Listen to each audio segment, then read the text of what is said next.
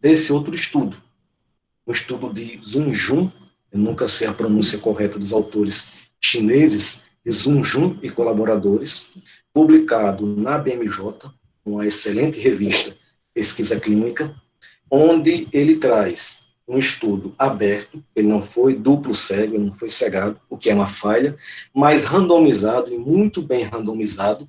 Você percebe a qualidade da randomização pela quantidade de variáveis que ele utilizou para comparar um grupo com o outro e para mostrar que eles são equivalentes, e que esse estudo utilizou um N muito maior. Enquanto o Galtrey tinha um grupo com 16, outro com 14, outro com 6, um desequilíbrio até mesmo na quantidade de indivíduos em cada grupo, esse estudo aqui de Zunjun, ele dividiu em 2 grupos com 75 pacientes cada. Eram pacientes com quadros leve a moderado a COVID, e isso é importante, hospitalizados todos eles, e eu destaquei, eu pensei aqui para a gente, 2 resultados que eu acho que são bem ilustrativos. Nesse primeiro gráfico, gente, o gráfico aqui à esquerda, ele traz a quantidade de pacientes com positividade por vírus, avaliado via biologia molecular, e os dias de hospitalização. Então, enquanto o Galtrey avaliou por 5 dias, em um N bem menor e sem uma randomização adequada, esse estudo avaliou por 23 dias uma quantidade superior de pacientes, onde a gente observa que, à medida que o tempo vai passando, os pacientes vão negativando, em roxo, aqueles que utilizaram hidroxicloroquina, e na linha pontilhada amarela, aqueles que não utilizaram, e a gente percebe que são curvas que, basicamente, coincidem. Quando você faz a análise estatística, teste de Long-Rank, uma curva similar à sobrevivência, um gráfico de Kaplan-Meier, eu tenho aqui uma não significância estatística, quer dizer, além de ter acompanhado por mais tempo, com a melhor randomização, com uma quantidade maior de pacientes, ele não foi fazendo análises estatísticas diárias para saber onde é que eu tinha a diferença. Não, ele foi fazendo uma coisa integrada a esse tempo de avaliação desses pacientes. Eu tenho, então, aqui a negatividade acontecendo de forma similar com ou sem hidroxicloroquina. Nesse outro gráfico, eu tenho uma avaliação do alívio dos sintomas, e ele descreve lá o que ele considerou melhora dos sintomas, melhora da tosse, regressão da pneumonia, diminuição da possibilidade de você ter necessidade de suporte de oxigênio. Então, ele fez deixou bem delimitado o que ele considerou melhora dos sintomas. E a gente observa o mesmo perfil. Os pacientes que usam hidroxicloroquina, comparado àqueles que não usam, vão melhorando de maneira muito similar, de forma muito equivalente, estatisticamente, novamente, sem diferença. Por isso que esse estudo, que foi publicado recentemente, dia 14, tem o quê? 7 dias, ele deixa como conclusão que não há significância estatística provada em utilizar hidroxicloroquina de maneira a impactar a capacidade do vírus converter negativamente do vírus, deixar de estar presente no organismo, assim como uma melhora do quadro geral daquele paciente com ou sem hidroxicloroquina. Não há uma diferença, ele não mostrou essa diferença. Agora, o que ele chamou a atenção foi uma quantidade maior de eventos adversos naquele grupo que usou hidroxicloroquina. Não especificamente eventos adversos da hidroxicloroquina, de outros medicamentos também foram mais frequentes em quem utilizou esse medicamento a mais.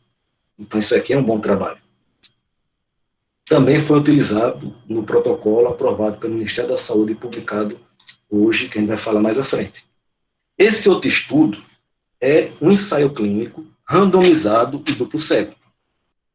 Ele já atende aqueles critérios que a gente colocou anteriormente. É um estudo com uma quantidade relativamente modesta de pacientes em cada grupo, 31 em cada grupo, e a gente não vai detalhar isso, mas o tamanho dos grupos é essencial para você identificar se há diferença ou não entre eles, de acordo com cada desfecho, e que aqui ele já dá um resultado interessante. Ele fala que o grupo que usa hidroxicloroquina apresentaram uma melhora do quadro de pneumonia em cerca de 80% dos pacientes, comparado a 55% do grupo controle. E isso é estatisticamente significativo. Então, isso aqui seria um ponto a favor de utilizar a hidroxicloroquina. Só que tem um probleminha. É também um estudo que é randomizado, mas ele não teve uma randomização tão rica, tão bem detalhada quanto o anterior, e o problemático desse desfecho, que é o desfecho principal, é como ele definiu o que seria melhora da pneumonia. Ele coloca na metodologia somente o seguinte: a recuperação pulmonar foi definida em 3 níveis: exacerbação, ausência da alteração e melhora.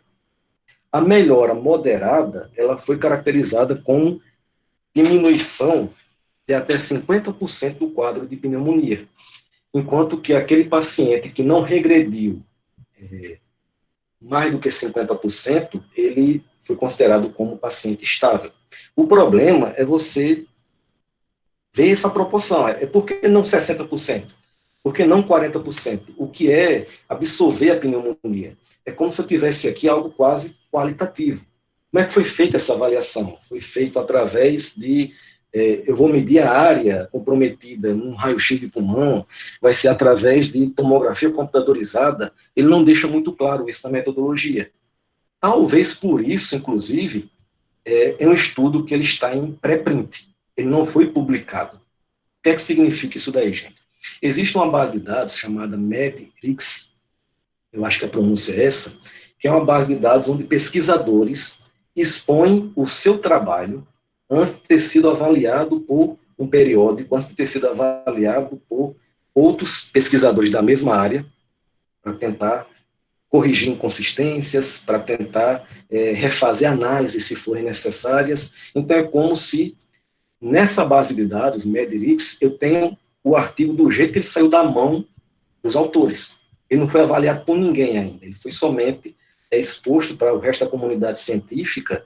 Em situações como essa, ele pode representar um dado importante, a questão da agilidade de fornecer informação, mas também ele pode servir para outros pesquisadores darem opinião sobre aquele trabalho.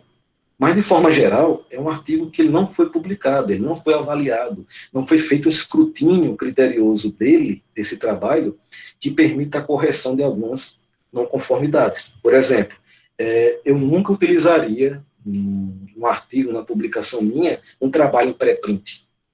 Se eu estivesse participando da elaboração de um consenso, de uma diretriz em relação a determinada conduta, eu também não utilizaria um estudo pré-print, porque ele não foi ainda validado, ele não foi ainda publicado.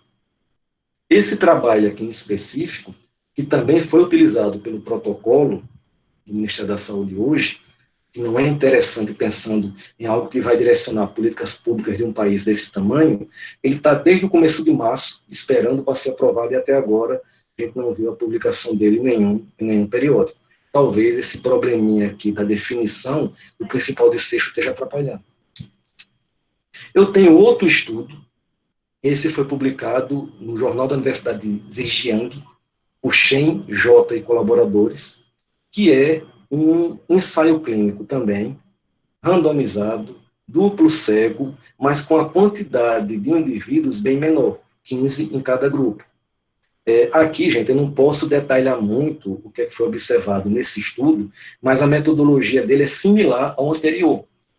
Esse daqui publicado por outro Shen P e colaboradores. Aqui é Shen J. Eu acho que Shen deve ser um nome muito comum na China, porque esse artigo ele foi disponibilizado por essa revista, mas ele está em chinês, somente o abstract está em português. Mas pelo abstract, o que ele traz é que a utilização da hidroxicloroquina, uma metodologia muito parecida com a anterior, não mostrou diferença estatística entre os grupos. Outro estudo, também pré-print. Eu estou trazendo esses estudos também porque, não por ser adequado, a gente está discutindo trabalhos que não foram ainda validados e passaram por todo o processo exigido para a publicação em um bom periódico. Primeiro avaliação pelo editor, depois avaliação pelos pares, tantas revisões quanto necessárias para aquele trabalho melhorar, mas é porque está se usando esses estudos ainda não publicados para embasar a conduta. Então é interessante a gente trazer aqueles que são existentes.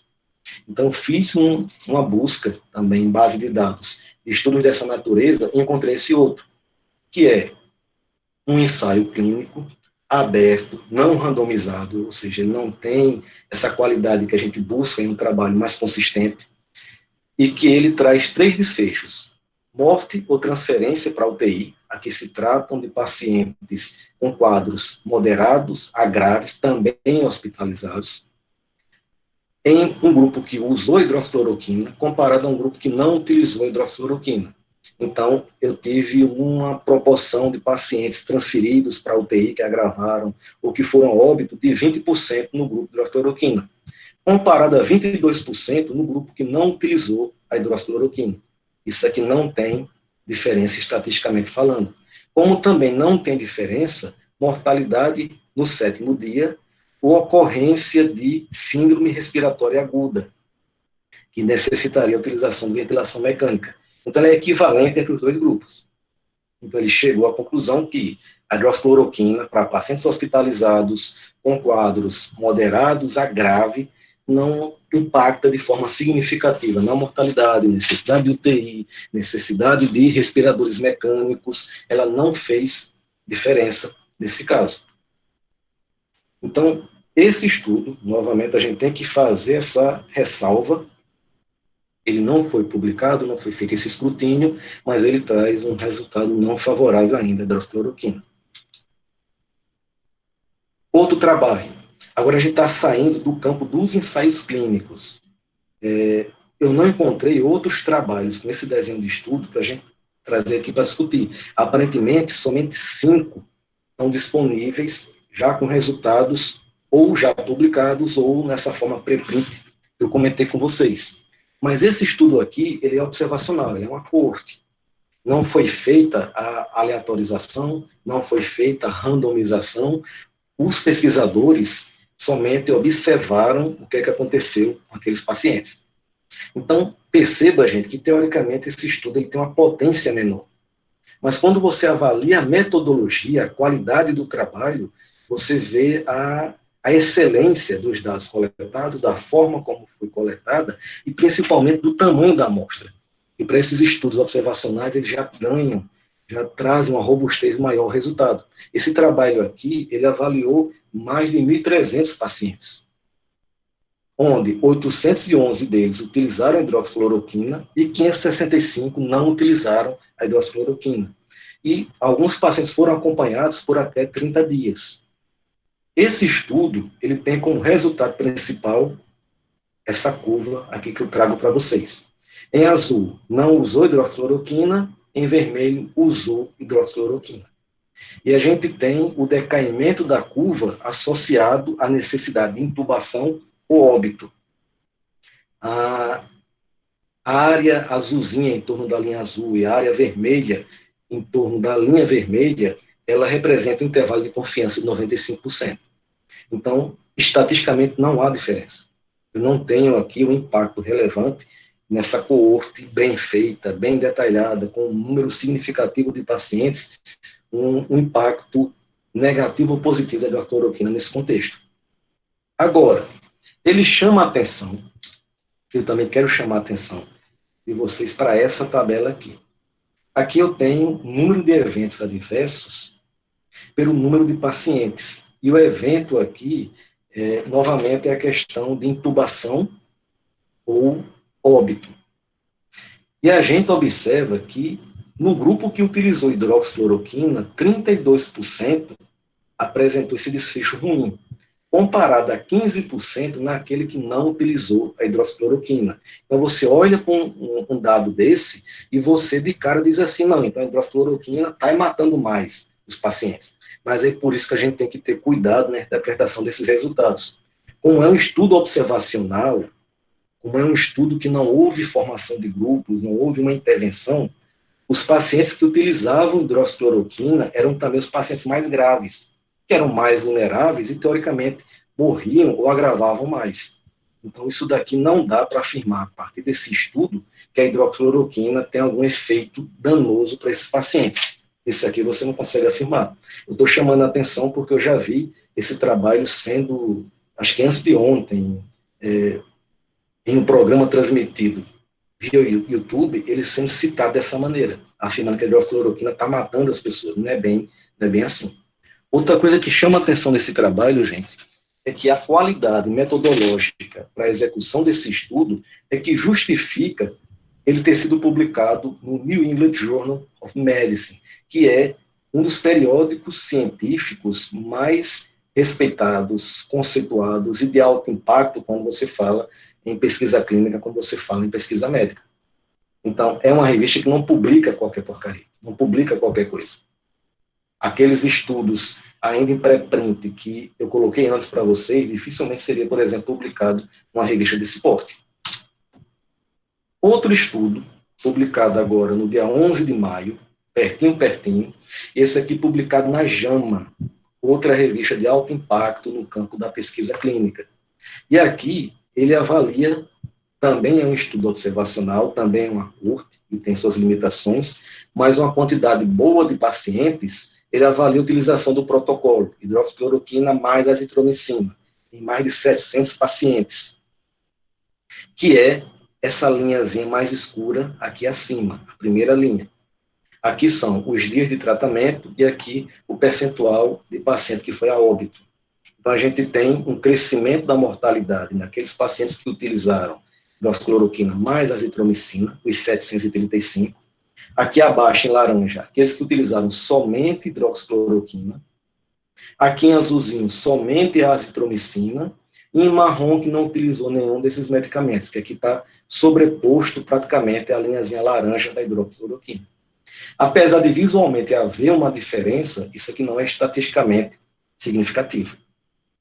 Então, eu tenho outro estudo de caráter observacional, isso requer um cuidado na interpretação, que chega à mesma conclusão: tratar pacientes com COVID, utilizando hidroxicloroquina, associado ou não à azitromicina, não difere, não impacta de maneira significativa a mortalidade desses pacientes.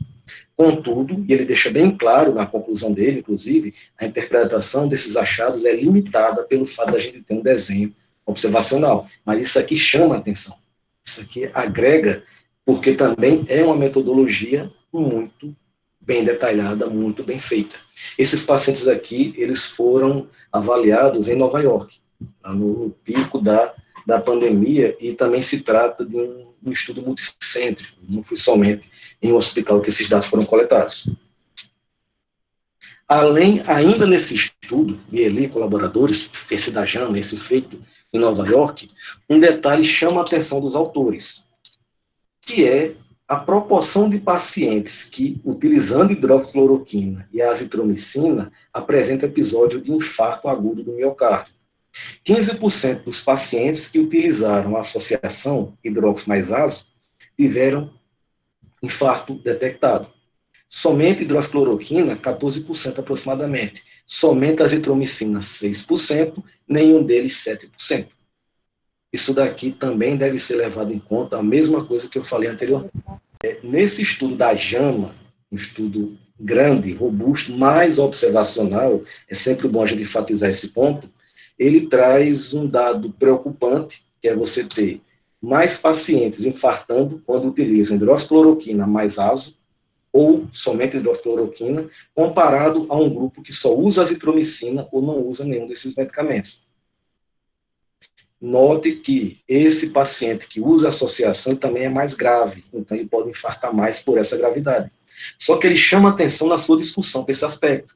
Inclusive, ele observa também, além do infarto acontecer mais frequentemente, como também as arritmias ou prolongamento no intervalo QT.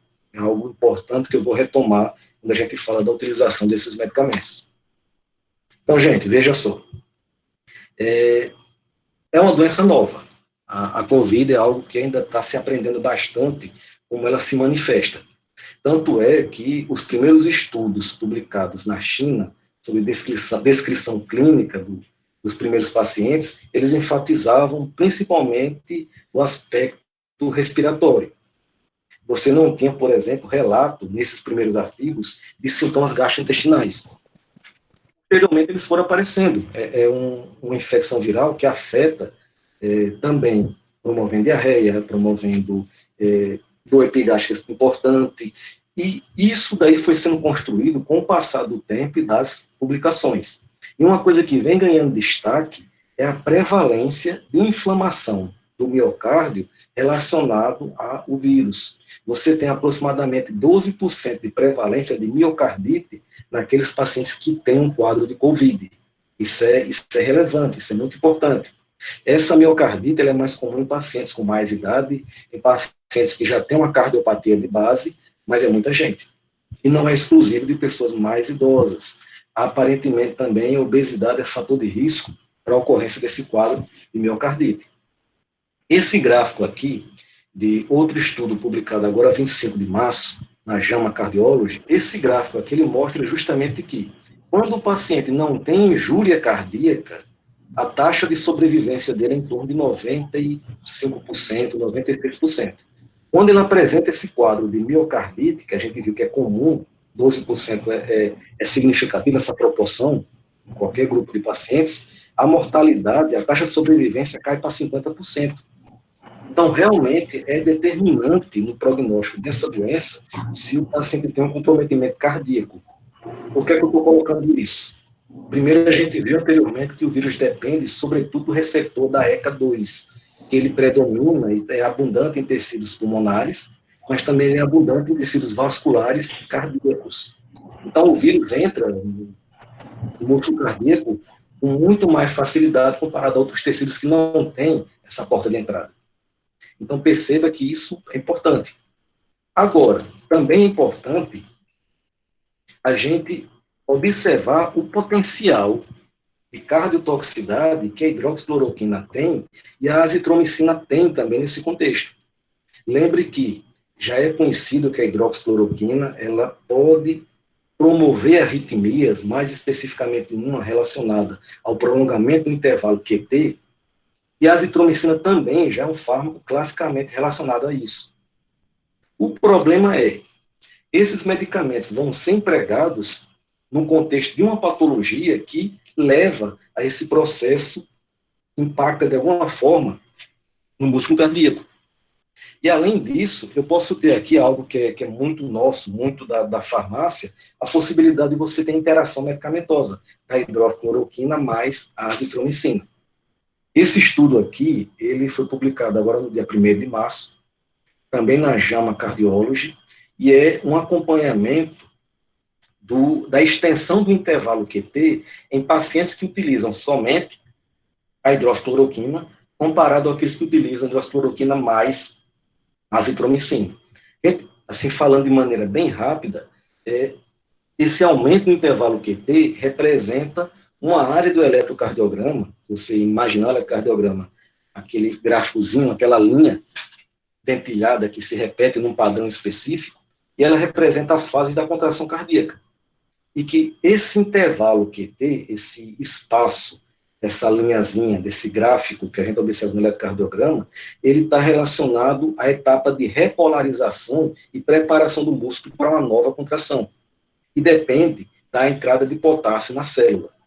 Tanto a hidroxicloroquina quanto a azitromicina, elas afetam o canal de potássio responsável por esse fluxo do íon, diminuindo a capacidade da célula controlar esse processo.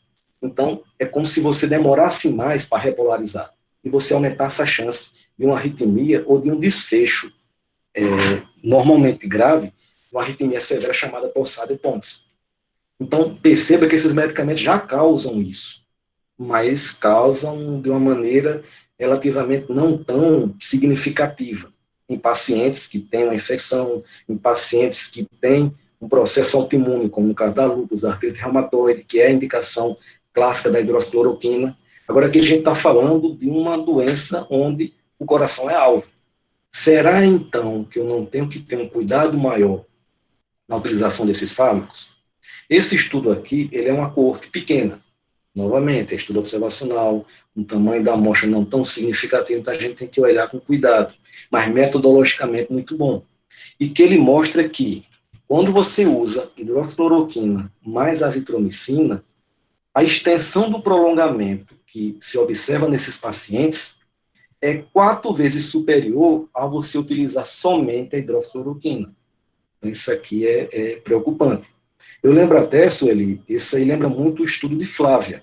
Lembra o estudo de Flávia, que residente em terapia intensiva, e o professor Antônio orientou, eu participei da co-orientação, onde ela justamente investigou esses pacientes que utilizavam fármacos que potencialmente aumentavam o intervalo QT. E a gente publicou um segundo artigo que avaliava o quanto que uma interação medicamentosa poderia magnificar esse efeito. A gente encontrou alguns dados interessantes mostrando que não só a interação do tipo farmacodinâmico, ou seja, a hidroxicloroquina tem um efeito aditivo com a azitromicina nesse aspecto, mas também quando eu tenho fármacos que são inibidores metabólicos, vamos dizer que eu tenha uma inibição metabólica da azitromicina, então a concentração sérica dela aumenta. E os antirretrovirais, de maneira geral, eles são fortes inibidores da metabolização hepática. O Tamiflu, por exemplo, ele é um inibidor muito potente. Ou seja, eu tenho que considerar também essa possibilidade de toxicidade. Deixando bem claro, gente, que eu não estou falando que há uma evidência concreta e robusta do que o paciente que usar os dois associados, ou a hidroxicloroquina sozinha, vai infartar. Não é isso. É somente um indicativo de que há essa possibilidade que merece um cuidado. Esse outro estudo, publicado numa revista especializada em arritmologia, e que eu penei um bocado para entender alguma coisa, por não ser da área, ele faz justamente essa avaliação mais detalhada, mais criteriosa, com uma quantidade maior de pacientes. Aqui foram, se não me engano, cerca de 160 pacientes. E ele confirma o resultado do trabalho anterior. Ele mostra que a combinação de medicamentos, a azitromicina junto com a hidroxicloroquina, prolonga bem mais e aumenta bem mais o risco de arritmia do que eles isoladamente. E isso em pacientes moderados a graves. Ok, gente? Só deixando isso bem claro. Então, eles chegaram à conclusão que eles observaram um marcante incremento no intervalo QT nesses pacientes, mais pronunciado quando eles são tratados em combinação, azitromicina mais hidroxicloroquina. Então, gente, só para a gente fazer um apanhado, eu já estou encerrando para a gente falar um pouquinho do protocolo do Ministério da Saúde, o que é que eu posso sintetizar para vocês? Eu tenho vários níveis de cuidado para esses pacientes. Eu tenho o nível ambulatorial e eu tenho o nível hospitalar. Em nível hospitalar, há aqueles pacientes leves, moderados e graves. A literatura que avalia se esses medicamentos têm algum impacto, algum desfecho significativo em pacientes moderados a grave, ela já está se consolidando como no sentido que não. Se você pegar os estudos que a gente citou até agora, são poucos, mas eles são consistentes no sentido de apontarem para o mesmo caminho. Pacientes leves, hospitalizados, a evidência é um pouco menor, há somente um estudo, mas é um estudo que também repete o resultado que você observa naqueles pacientes mais agravados. Eu não tenho, na literatura ainda, e nem em pré-print ainda, não posso estar enganado, é claro que a gente não tem com 100% de certeza de ter vasculhado a internet, mas eu fui muito cuidadoso na estratégia de busca para fazer isso. A gente não tem até agora ensaios clínicos voltados para pacientes ambulatoriais. Eu tenho ensaios clínicos em execução nos Estados Unidos. Existe uma base da chamada clinicaltrials.gov, onde você vê ensaios clínicos que foram registrados e que estão em andamento. Então, os Estados Unidos está fazendo essa avaliação. Mas publicado, resultado, alguma coisa consistente, não tem. Para pacientes ambulatoriais, para aquela pessoa que apresenta os primeiros sintomas, vai ao médico, é medicado e volta para casa. Então, não tem evidência nesse sentido. Pode ser que seja efetivo? Pode. Pode ser que a teoria de que o efeito imunomodulador da hidroxicloroquina só vai funcionar se ele for empregado no início do processo infeccioso, logo quando aparecem os sintomas. Não foi. Provado que sim, nem que não. Mas quando você começa a ter esse perfil de não impacto no prognóstico do paciente, em pacientes hospitalizados, até mesmo os quadros mais leves, mais moderados, você começa talvez a pensar no sentido, será que vale a pena fazer isso nesses pacientes? Mas não deixaria de ser válido você ter ensaios clínicos bem desenhados, também pensando nessa possibilidade. Também não estou dizendo que essa toxicidade cardíaca, ela vai resultar em milhares de mortes, ou vai ter a ocorrência de infarto ou outros desfechos negativos se for utilizado nesse paciente ambulatorial. Porque esse paciente ambulatorial, ele, via de regra, não é grave ou ainda não agravou. Então, talvez ele não tenha ainda aquele comprometimento cardíaco significativo. Ao mesmo tempo, vamos lembrar que o tempo de meia-vida da hidroxicloroquina, ele é considerável. Então, você começar a utilizar esse medicamento logo no início, 10 dias depois você ainda tem traço dele, e caso você tenha agravado, caso você vá necessitar de um tratamento mais especializado e houvesse comprometimento cardíaco, a gente não sabe se isso vai impactar mais na frente. São somente suposições. Ok, gente? Mas eu tenho um estudo preliminar que também tem que ser observado com muitas ressalvas, publicado agora no dia 7 de maio, e ele parte de um desenho de estudo interessante, mas que tem problemas. Existe uma associação médica chamada Aliança Global de Reumatologia, que iniciou há cerca de 30 dias, se não me engano, uma coleta de dados no mundo todo. Ela é uma associação médica, então ela tem os seus sócios em vários países, ela entra em contato com outras sociedades de reumatologia, e ela pede que os reumatologistas de vários países preencham questionários online sobre características de seus pacientes. Então, eles estão tendo uma coleta de dados do mundo todo. Já estão em mais de 13 mil pacientes coletados. Agora, uma coleta de dados feita dessa maneira, ela traz muito viés. Não tem a qualidade do pesquisador ir junto ao leito do paciente e coletar informações, ou ir ao prontuário, ou buscar a informação que está faltando. Então, ela não pode ser levada como evidência muito consistente. Por outro lado, você tem um número bem significativo de pacientes coletados, já estão mais de 12 mil. E o que é que esse grupo pesquisou na revista que, até onde eu sei, um fator de impacto muito bom, de 6, eu creio que seja uma das melhores revistas de reumatologia, Annals Rheumatology Disease. Então, ele diz que pacientes com lúpus que estavam utilizando hidroxicloroquina por causa do lúpus, infectavam da mesma forma, com a mesma gravidade, na mesma proporção, do que outros pacientes com lúpus que não estavam utilizando naquele momento. Então, indicativo que essa utilização precoce, e veja que tenho uma situação que o paciente não é que começou a usar quando adoeceu, ele já vinha usando antes, fazendo igual a Trump está fazendo hoje em dia. Ele está utilizando hidroxicloroquina preventivamente, como fosse um suplemento, sei lá, e não faz sentido. Mas nesse caso aqui, ele começa a trazer uma discussão que aparentemente não há um efeito protetor da hidroxicloroquina. Aquela história que eu acho que muita gente recebeu no WhatsApp, de que países africanos que tem uma grande ocorrência de malária, a Covid aconteceu. Não, isso é lenda urbana. Surge nos grupos do WhatsApp e ninguém sabe ao certo de onde é que isso veio. Então, gente, para finalizar minha fala, para a gente conversar um pouquinho, eu quero deixar bem claro isso. Esses estudos que eu estou trazendo para vocês, eles são a única evidência mais consistente que você pode ter acesso, principalmente pensando nos ensaios clínicos que a gente discutiu anteriormente, ou estudos observacionais com uma quantidade robusta de pacientes. Mas eles indicam, todos eles formam esse corpo de conhecimento no sentido de que, olha, talvez não seja boa ideia. Talvez esteja na hora de pensar em outras opções, como protocolos de utilização de anticoagulantes, como a utilização de terapia de suporte mais precoce, revisão de protocolos de avaliação de triagem de pacientes. Eu acho que está na hora da gente começar a gastar energia com coisas mais substanciais. É preocupante quando a gente começa a observar, por exemplo, todo dia está chegando um medicamento novo, todos derivados de estudos preliminares in vitro ou de estudos observacionais de baixa qualidade. Muitos, a grande maioria nem publicada ainda, naquela etapa de preprint, sem escrutínio anterior.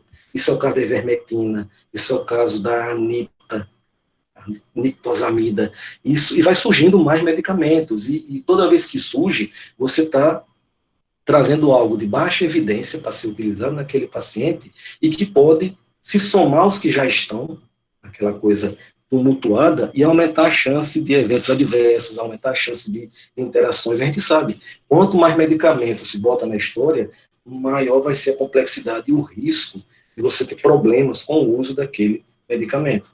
Isso realmente é uma coisa preocupante e é hora de se baixar a bola, de você tratar a coisa com muito mais racionalidade. Essa coisa de direita e esquerda com medicamento, a gente só tem em situações de esteroizômeros, levógenos e destrógenos. Fora isso, você não faz sentido essa discussão. Hoje foi publicado o que não é um protocolo, está lá em letras garrafais, foi chamado de Orientações do Ministério da Saúde para o Tratamento Medicamentoso Precoce de pacientes com diagnóstico da Covid, onde, nesse estudo, eu achei, assim, pessoalmente, muito pobre, não tem um detalhamento sobre parâmetros de monitorização de potencial toxicidade de forma mais detalhada, não tem um algoritmo com detalhamento maior, em que situação é para usar ou para não usar. Eu achei, assim, muito vago. E também colocado assim, de maneira muito evidente, quer dizer, o próprio documento deixa isso bem claro, ele não tem evidência. Quando você lê o documento, você tem a impressão que, como se dissesse, olha, tá aqui, não tem evidência, se quiser usar, use. É como se tivesse assim, uma coisa do tipo, olha, não me responsabilizo, está aí na mão de vocês. Mas não é assim, você está falando de um documento oficial que tem impacto direto nas condutas de todas as instituições do Brasil. O próprio médico, ele passa a ficar sem opção, porque se eu tenho um documento oficial da instância máxima em saúde daquele país recomendando a utilização nesses casos precoces, se ele não utilizar e aquele paciente for óbito, ele é que vai ser responsabilizado. E, ao mesmo tempo, quando você observa, além do texto muito vago, muito pouco detalhado, alguma coisa do tipo, não quero me comprometer, a literatura utilizada para escrever esse trabalho, assim, gente, é muito ruim. Foram 76 referências, não seguiram uma regra uniforme para referenciar, ora era a ABNT, ora era a Vancouver, mas isso aqui é coisa do professor chato, não vem ao caso. Mas dessas 76 referências, somente 3 ensaios clínicos publicados foram utilizados para embasar. Quais ensaios clínicos publicados? Esses que a gente discutiu anteriormente. Tanto os ensaios clínicos já publicados, quanto os pré-print, esses 5, foram os únicos que traziam alguma evidência, e a gente viu que a evidência não era boa para paciente hospitalizado, e não tem essa evidência para paciente ambulatorial, para esse uso precoce que está sendo preconizado aí. Isso não foi baseado em evidência, a própria literatura que ele traz não suporta isso. Ele cita 4 ensaios clínicos em andamento, que não têm resultados ainda publicados. Não vejo por que eles citaram ensaio clínico ainda que não tem resultado, mas foram citados. Não citou nenhum estudo observacional prospectivo, aquele que você faz acompanhamento à medida que o evento vai acontecendo, como aqueles 2, o da JAMA e do New England Journal, são os 2 artigos bons, robustos, publicados em revistas conceituadas, não foram levados em conta nesse documento.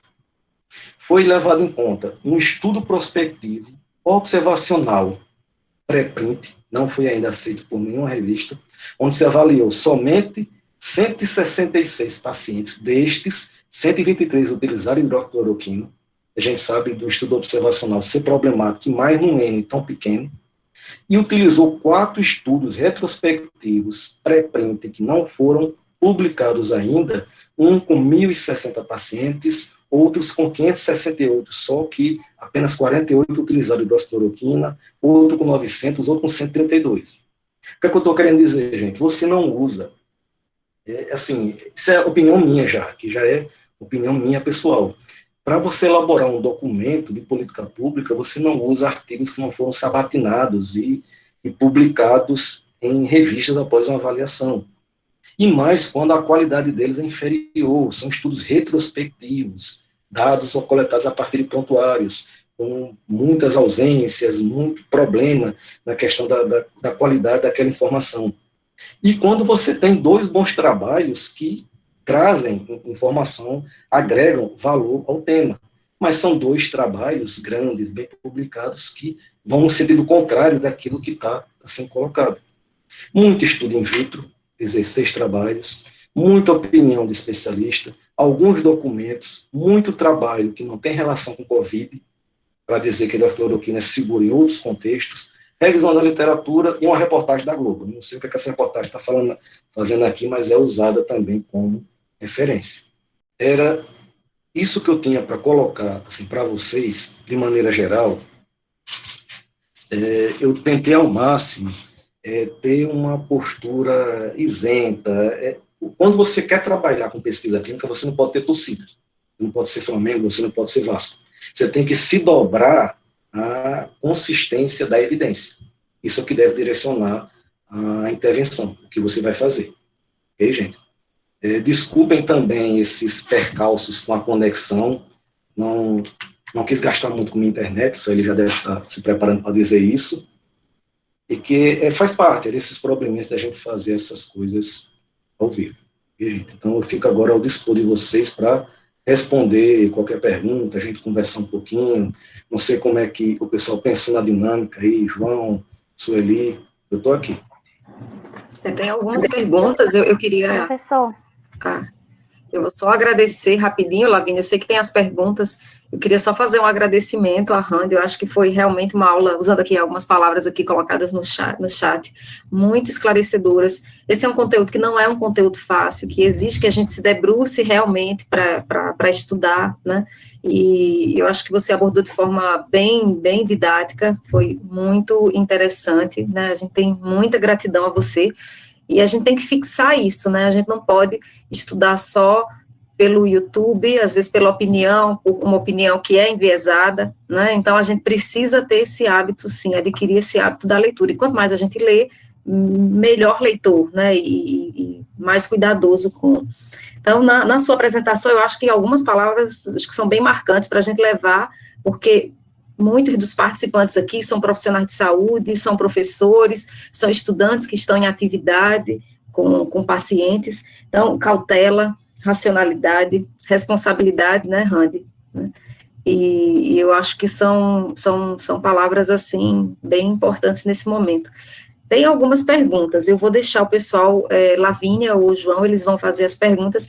Eu queria só agradecer, porque realmente foi uma felicidade lhe reencontrar na live, apesar de você, né, gastar pouco com a internet aí, e eu nem preciso, eu tenho testemunhas aqui, porque tem vários dos nossos colegas, né, inclusive farmacêuticos do Hospital Universitário, professores lá da UFRN, ex-alunos da UFRN, que estão aí em outras universidades, né, na UFC, na UFCG, professores aqui da UFPE, então todo mundo já lhe conhece, Randy, sabe dessa história. Quem é de Itaú, que é a primeira cidade a decretar lockdown no Rio Grande do Norte, é mais agarrado assim, mas foi excelente. Eu vou passar aqui para os estudantes que farão as perguntas, né? Eu tenho a minha gratidão aos participantes e a você. Eu acho que esse é o caminho, né? É a gente estudar e se desenvolver. Em nome do projeto NEFST, do Núcleo Associado ao HC, em nome também ao projeto de enfrentamento ao Covid da Farmácia Escola. A gente teve 3 perguntas ao longo da apresentação. Se possível, se o senhor puder voltar nos slides, mais ou menos, para a gente ter ideia do que foi. Tu pode projetar, porque eu tive que sair rapidamente. Mas a primeira pergunta é: até que ponto a negativação seria um processo natural de resposta imune e celular? Olha, gente, não é bem minha área a questão da microbiologia do processo, mas é interessante a gente considerar um aspecto importante da doença, até do ponto de vista de você entender a limitação do estudo utilizado para investigar. Olha só, quando você tem um tratamento para diabetes ou para hipertensão, você observa ali um paciente com a doença crônica, com tempo maior, e que ele tende a ter uma estabilidade na manifestação daquele sintoma. Então, você consegue ver com mais clareza um paciente que vinha com a glicemia X, com a glicemia elevada, 160, 170, um grupo de pacientes com a glicemia média de 170, e você está testando um novo hipoglicemiante, e você consegue ver o decaimento dessa glicemia. Porque é uma tendência natural de você, a doença, você investigar essa evolução, essa progressão e relacionar ao medicamento. No caso do COVID, o percentual varia, muda um pouco, dependendo dos autores, mas, no geral, 80% dos pacientes que apresentam alguma sintomatologia evoluem de forma satisfatória, quer dizer, ele vai ter alguns dias onde ele vai piorando um pouco, atinge um determinado pico dessa sintomatologia e depois vai decaindo, isso em torno de 80%. Isso daí está relacionado de forma mais estreita ou não com a negativação da presença do vírus no organismo. Mas até isso é um pouco controverso, porque você já tem relatos de algumas pessoas, e novamente, imunologia não é minha área, mas você já tem relatos de algumas pessoas que permanecem com a presença do vírus, mas sem sintomatologia, com a quantidade de vírus muito pequena, muito reduzida. Ou aquelas situações de pacientes que voltaram a se reinfectar, que já está se especulando que talvez não seja infecção. Talvez seja realmente o vírus permaneceu dormente e voltou. Isso atrapalha muito você chegar a dimensionar se a hidroxicloroquina, voltando para ela, vai ser efetiva ou não. Vamos colocar na seguinte situação. O Ministério da Saúde liberou o protocolo para tratamento precoce da Covid. Começou os sintomas, vai fazendo hidroxicloroquina.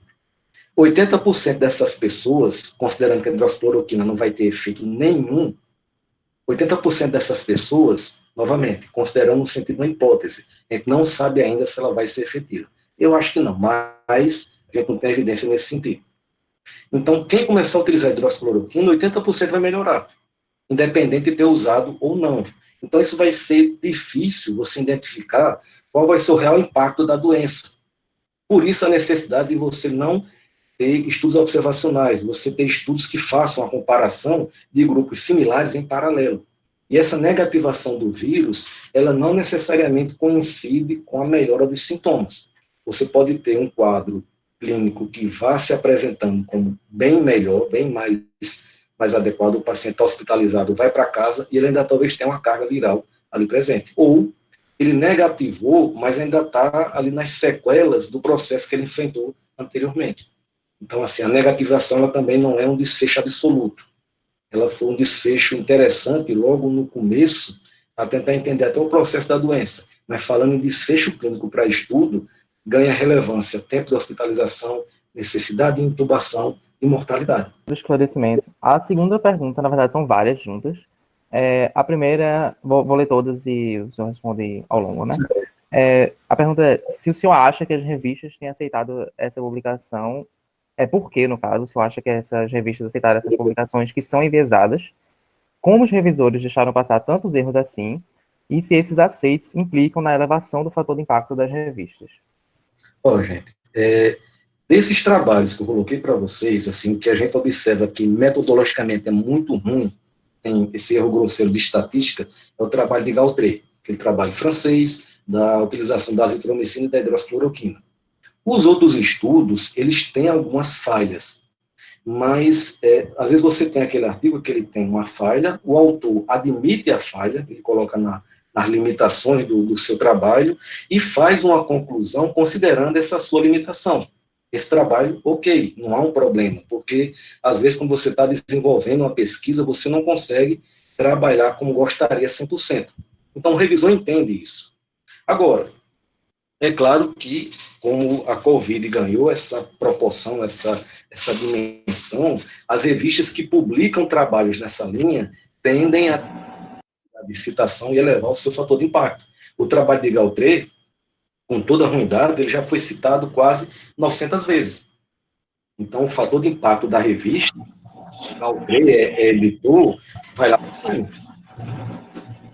E também a gente tem que levar em conta, esse outro aspecto, o Grato Araújo colocou um comentário que realmente levantou um ponto importante, a gente está precisando de dados.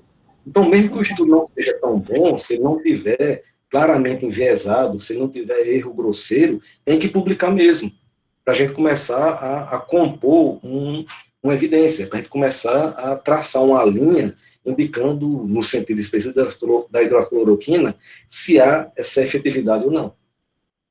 Randy, essa pergunta é interessante. Kênio, ele é editor de uma revista, né, e tem acompanhado há algum tempo essa essa questão das políticas editoriais, né? Eu imagino que eles estão agora, eu não sei nem como é que está, porque eu acho que pararam todas as filas de publicação de outros temas. É assim, Kênio, que tem acontecido? Ou porque a impressão é que só aparece, todas as outras publicações pararam, agora é só Covid. Na verdade, boa noite. Na verdade, a gente está sofrendo uma pressão muito grande por causa dessas publicações da Covid, entendeu? E essa pergunta, eu estava dizendo a Sueli, eu fiquei assim, me coçando para responder, porque, na prática, o que as pessoas estão fazendo hoje, no afã de ter a sua publicação, a sua revista, inclusive aumentando o seu fator de impacto, seu síntese PERDOC e outros indicadores, é aceitar algumas coisas que em outros tempos ela não aceitaria, entendeu? Então, porque estão vendo nisso uma oportunidade. Essa é uma questão importante, né? Essa oportunidade que algumas revistas estão vendo para poder a gente entender melhor essa lógica. E a gente está vivendo um momento de efervescência na ciência. Então, a cada dia é uma coisa nova, é uma coisa divulgada. Você vê que assim, a publicação está variando num leque muito grande de periódicos, né, a respeito da Covid. E eu acho que assim, a gente tem que ter muito cuidado nesse momento, porque inclusive isso está se permitindo que seja publicado artigos que deixam a desejar em relação a algumas questões. E na pergunta específica que foi transcrita, eu acho que assim, a compreensão de estatística não é para todo mundo, entende? Então eu acho que assim, a gente tinha muito problema nas estatísticas e algumas coisas ainda continuam sendo publicadas com problemas, né? Se a gente fosse ser muito rigoroso, a gente vai ter muita dificuldade de publicar alguns trabalhos, né? Então, assim, você vê os erros estatísticos, a gente pede para corrigir e volta do mesmo jeito, entende? Então, assim, chega um momento que a gente não tem artigo para publicar, entende? Então, assim, eu acho que é isso que a gente precisa estar atento, né? Do olhar crítico, não é só porque está publicado que o artigo é excelente. Tanto é que quando a gente vai fazer revisões sistemáticas, ou meta-análise, ou meta-regressões, a gente tem um checklist de determinados tipos de estudos, se não cumprem determinadas questões, eles não vão entrar lá, entende? Então, ainda tem isso que a gente tem que considerar. Kenny, obrigada, viu? Obrigada pela sua participação e sua experiência é muito importante para a gente compreender melhor esse aspecto. Vamos lhe aperrear para um próximo bate-papo, viu? Obrigada. Vou passar para a próxima pergunta. Obrigado, professor Kenny e professora Sueli, também pela participação na resposta. A última pergunta, ela foi feita sobre um estudo específico, a pergunta é: em qual fase da doença os estudos foram realizados e se eles diferenciavam nesse aspecto? Sim. No geral, isso varia um pouco do que seria a fase, por exemplo, da doença moderada, a grave. No geral, os artigos consideram o paciente grave aquele que necessita de suporte crítico, de terapia intensiva. Mas até mesmo dentro da terapia intensiva, você tem graus de gravidade.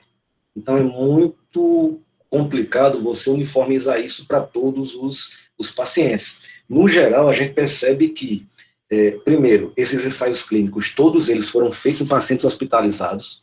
Então, já é um paciente que já tem uma gravidade, já tem normalmente comprometimento, já apresenta a pneumonia bilateral em vidro fosco, praticamente a totalidade deles, já começa a apresentar um certo comprometimento da oxigenação, e alguns estudos ele faz um detalhamento maior do que seria o moderado, do que seria o grave, mas isso não é regra.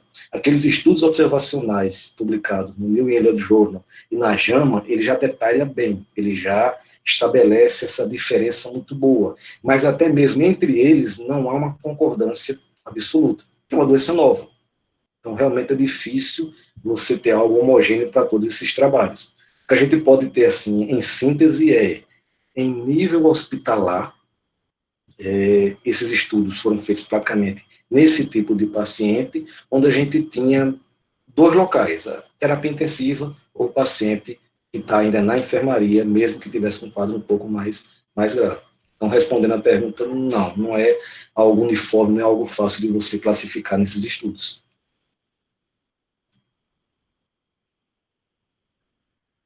Ok, gente? Uma questão foi... Acho que tem...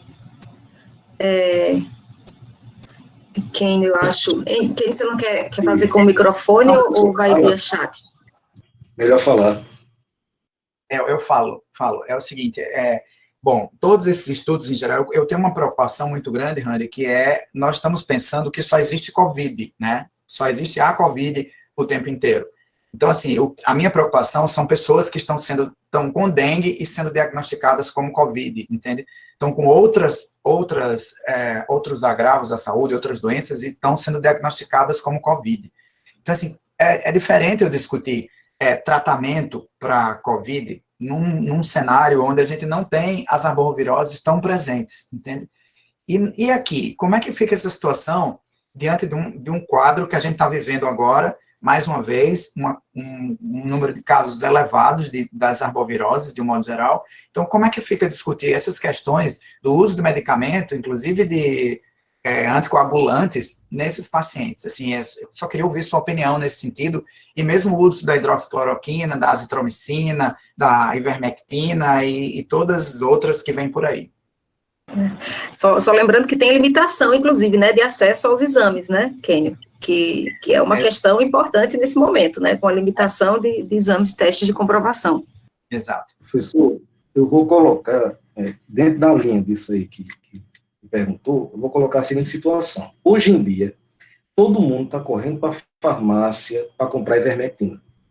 Você tem uma tosse seca, você tem uma febre, você, inclusive, pode ter sintomas mais leves de uma arbovirose, e o que está na cabeça das pessoas, a neurose vigente é coronavírus. Então, isso daí, de certa maneira, acaba repercutindo no atendimento médico, porque até mesmo o próprio paciente que apresenta um de arbovirose e que vai chegar ao clínico, muitas pessoas vão querer hidroxicloroquina, vai comprar ivermectina, vai fazer tudo como se fosse o coronavírus, que vai naquela lógica. Eu vou me preparar para a pior situação, como se a arbovirose também não fosse um quadro que merecesse cuidado.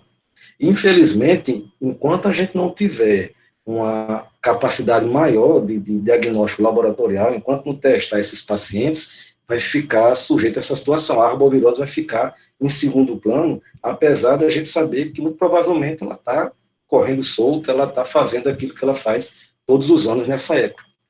E mais nesse período de chuva no Natal, a gente pode esperar um problema a mais nessa história. Emerson, se for Emerson que eu estou pensando, ex-aluno farmacêutico, está dizendo, todo mundo está usando ivermectina de forma profilática. Minhas tias todas estão utilizando, não tem uma que não está usando. No grupo do WhatsApp a coisa generalizou.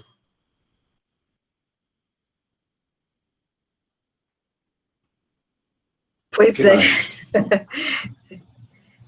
Eu acho que foram essas perguntas, não foi, Lavínia? Acho que nesse momento foi, né, João? Acho que foi isso. Foi isso mesmo. Então, Randy, eu gostaria de agradecer, né, a você, né, pela palestra que foi esclarecedora, muitas referências interessantes, uma leitura realmente apurada. Queria agradecer em nome aqui do Departamento de Ciências Farmacêuticas, que tem nos apoiado, e a UFPE, que tem, inclusive, financiado a nossa extensão. Essa é só uma das atividades. Na página da Farmácia Escola, no Instagram, nós vamos fazer postagens, inclusive o grupo de Danilo tem feito revisão de novos fármacos que têm sido utilizados no Covid, e tem tentado postar isso de uma forma um pouco mais interpretada. Então, quem quiser alguma atualização aí, pode ir checando essas páginas aí que a gente tem, as postagens do Instagram, lá vou eu me acostumando, viu? As postagens do Instagram. E foi uma riqueza, assim, foi quase como estar pertinho de vocês, viu? Foi uma alegria muito grande rever aqui os amigos na lista aqui de participantes, rever meus professores também, né? Professor Kênio, colegas da UFRN, ex-alunos da UFRN que estão aí pelo mundo, né? Cris, lá em Fortaleza, Ionara. Então, assim, foi uma alegria.